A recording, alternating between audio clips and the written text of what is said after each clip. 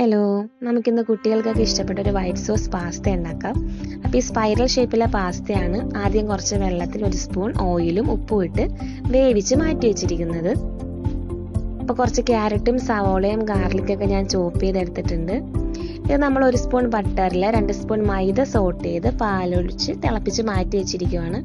കോണും ഞാനൊന്നും സ്റ്റീം ചെയ്തെടുത്ത് വെച്ചിട്ടുണ്ട്.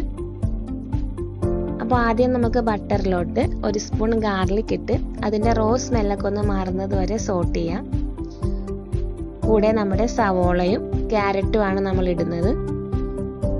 കോൺ ഓൾറെഡി നമ്മൾ വേവിച്ച് വെച്ചിരിക്കുന്നതുകൊണ്ട് അതിപ്പോൾ ഇടേണ്ട ആവശ്യമില്ല.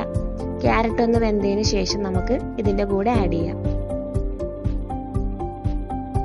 ഇതിലേക്ക് നമുക്ക് ഇഷ്ടമുള്ള വേറെ വെജിറ്റബിൾസ് ഒക്കെ എടുക്കാം കേട്ടോ. ക്യാപ്സിക്കം, അങ്ങനെ നിങ്ങൾക്ക് ഇഷ്ടമുള്ള വേറെ വെജിറ്റബിൾസ് ഒക്കെ എടുക്കാം.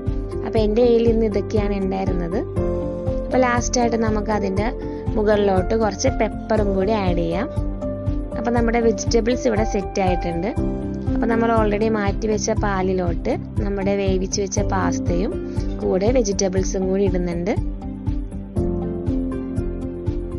ലാസ്റ്റായിട്ട് കുറച്ച് ചീസും നമ്മുടെ ഒറിഗാനോയും കൂടി ആഡ് ചെയ്ത് കഴിയുമ്പോൾ സംഭവം സെറ്റാണ്. വളരെ സിമ്പിളാണ്, കുട്ടികൾക്കൊക്കെ എന്തായാലും ഇഷ്ടപ്പെടും. അപ്പോൾ ഇതാണ് നമ്മുടെ ഫൈനൽ ലുക്ക്. Thank you.